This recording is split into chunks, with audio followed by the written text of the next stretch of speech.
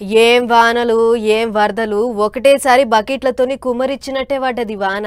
ఊరు ఏరు ఏకం చేసుకుంటా ముంచుకొచ్చింది వరద. ఏండ్ల సంధి చూడని వానలు వరదలు దబాయించి వచ్చేటాళ్లకు పబ్లిక్ ఆగమాగం అయ్యిర్రు.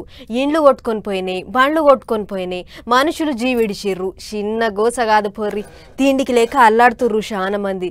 విజయవాడలనైతే నెరీ ఘోరంగా తయారైంది పరిస్థితి. అగో అట్లా పోయొద్దాం పారి. ఏమని చెప్పాలి, ఎంతని చెప్పాలి, హరిగోస పడుతున్నారు విజయవాడ పబ్లిక్. ఎటు చూసినా నీళ్లే, ఏ మూలకు పోయినా నీళ్లే. 3 దినాలు అవుతున్నది నీళ్ళనే మునిగి తేలుతున్నారు జనాలు. జర్ర నెమ్మలమయ్యే ముచ్చట ఏంటిదంటే, నిన్న మొన్నటి దాకా ప్రకాశం బ్యారేజీ కాడ ఇరగబడి పారిన కృష్ణమ్మ ఇప్పుడు మెల్లగా శాంతిస్తున్నదట. ఒక్కో జాగా నీళ్ళకెళ్ళి బయటపడుతున్నది. సైకిల్ పార్టీ లీడర్లు మంత్రులంతా పొక్లైన్లు ట్రాక్టర్ల మీద తిరుగుకుంటా పబ్లిక్ కు తిండి పొట్లాలు పంచిపెట్టిండ్రు. ఎన్టీఆర్ జిల్లా ఇబ్రహీంపట్నం పెర్రి రోడ్డులా వరద తగ్గింది. కాలనీలన్నీ నీళ్ళకెళ్ళి బయటపడుతున్నాయి. మునిగిన సామాన్లన్నీ ఇంటి బయటికి తీసుకొచ్చి ఆరబెట్టుకుంటున్నారు పబ్లిక్.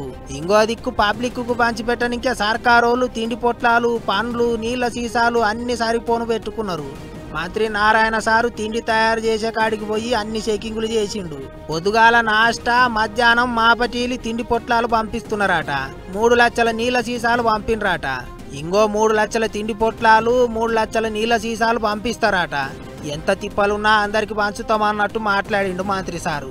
ఇంకో దిక్కు ముఖ్యమంత్రి చంద్రబాబు సారు పొద్దుగాల లేస్తే పబ్లిక్లనే ఉంటున్నాడు. 3వ రోజు కూడా సారు బయటికి వచ్చి పబ్లిక్ ను ఆర్చుకున్నాడు. మైకుల ముంగట ముచ్చట్లు చెప్పిండు. బుధారం కల్లా పరిస్థితి చేతులకు వస్తుంది, ఎవ్వలేం ఫికర్ చేయకూరి అన్నట్టు ధైర్యం చెప్పిండు సారు. ప్రజల ఇబ్బందులైతే ఇంకా ఉన్నాయి, కానీ వాళ్ళ ఇబ్బందులు తొలగించడానికి నేను సర్వశక్తులు ఎన్నుంటే అన్ని ప్రయత్నం చేస్తున్నా.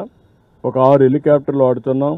ఒక 30-40 మా మంత్రి గారు వస్తే సివిల్ ఏవియేషన్ మినిస్టర్ చెప్పాను, ఆయనే డ్రోన్స్ కూడా కేంద్రంలో మంత్రి. ఆ డ్రోన్స్ ఎన్ని ఉంటే అన్ని డ్రోన్స్ తెప్పించి డ్రోన్ ద్వారా కూడా ఆహారాన్ని అందజేసే కార్యక్రమానికి శ్రీకారం చుడుతున్నాం.